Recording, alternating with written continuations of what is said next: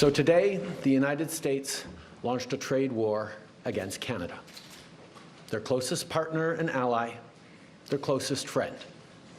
At the same time, they're talking about working positively with Russia, appeasing Vladimir Putin, a lying, murderous dictator. Make that make sense. Canadians are reasonable, and we are polite, but we will not back down from a fight. Not when our country and the well-being of everyone in it is at stake. At the moment, the U.S. tariffs came into effect in the early hours of this morning, and so did the Canadian response. Canada will be implementing 25% tariffs against $155 billion worth of American goods, starting with tariffs on $30 billion worth of goods immediately, and tariffs on the remaining $125 billion of American products in 21 days' time. Should these tariffs not cease, we are in active and ongoing discussions with provinces and territories to pursue several non-tariff measures, measures which will demonstrate that there are no winners in a trade war. Now, just like I did a month ago, I want to speak first directly to the American people. We don't want this. We want to work with you as a friend and ally. And we don't want to see you hurt either. But your government has chosen to do this to you.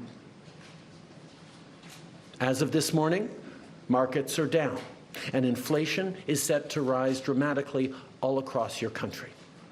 Your government has chosen to put American jobs at risk, at the thousands of workplaces that succeed because of materials from Canada or because of consumers in Canada, or both. They've chosen to raise costs for American consumers on everyday essential items like groceries and gas, on major purchases like cars and homes, and everything in between.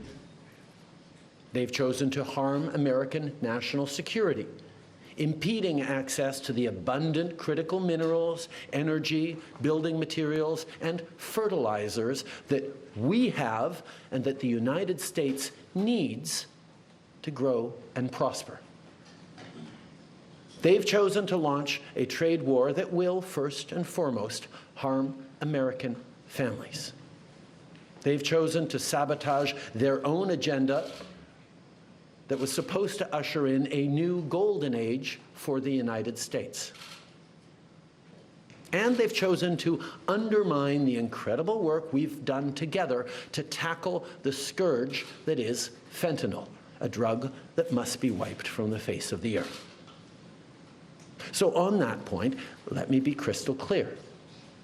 There is absolutely no justification or need whatsoever for these tariffs today. Now, the legal pretext your government is using to bring in these tariffs is that Canada is apparently unwilling to help in the fight against illegal fentanyl. Well, that is totally false. Let's look at the facts. Our border is already safe and secure. Far less than 1% of fentanyl flows and less than 1% of illegal crossings into the United States comes from Canada. But we acted because we know we can always do better. We responded to concerns, including from the President, by implementing an ambitious $1.3 billion border plan.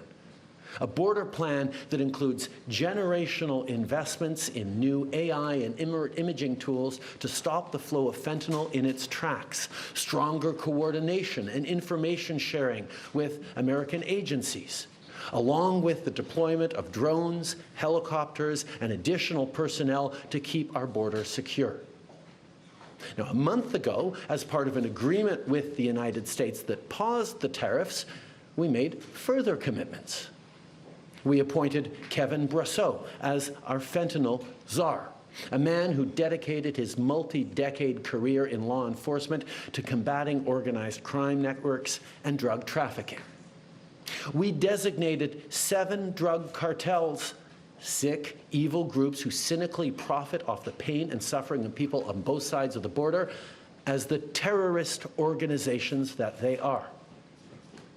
And just yesterday, we launched a new joint operations partnership supported by a $200 million investment between Canada's security and law enforcement agencies, a partnership that will enhance the coordination of information and intelligence in order to thwart criminal gangs involved in the illegal fentanyl trade. And critically, our actions are working. As the U.S. Customs and Border Protection just acknowledged, there was a 97% drop in fentanyl seizures from January compared to December, to a near zero low of less than half an ounce seized in January, even with all the further enforcements and actions we've taken at the borders. In sum, we stepped up. We engaged closely and constructively with the President and his administration. We did everything we promised. We stuck to our word. And we did it because we believe in working together to protect our citizens. Now I want to speak directly to one specific American, Donald. In the over 8 years you and I have worked together, we've done big things. We signed a historic deal that has created record jobs and growth in both of our countries. We've done big things together on the world stage, as Canada and the US have done together for decades, for generations. And now we should be working together to ensure even greater prosperity for North Americans in a very uncertain and challenging world. Now, it's not in my habit to agree with the Wall Street Journal, but Donald, they point out that even though you're a very smart guy, this is a very dumb thing to do. We two friends fighting is exactly what our opponents around the world want to see.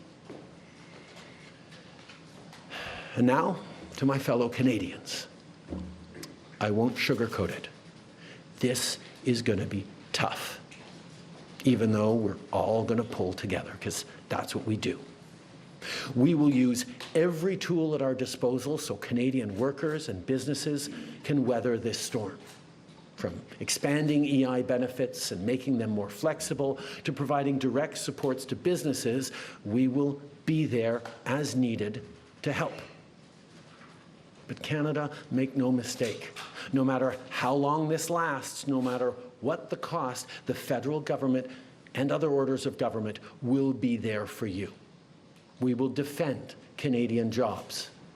We will take measures to prevent predatory behavior that threatens Canadian companies because of the impacts of this trade war, leaving them open to takeovers.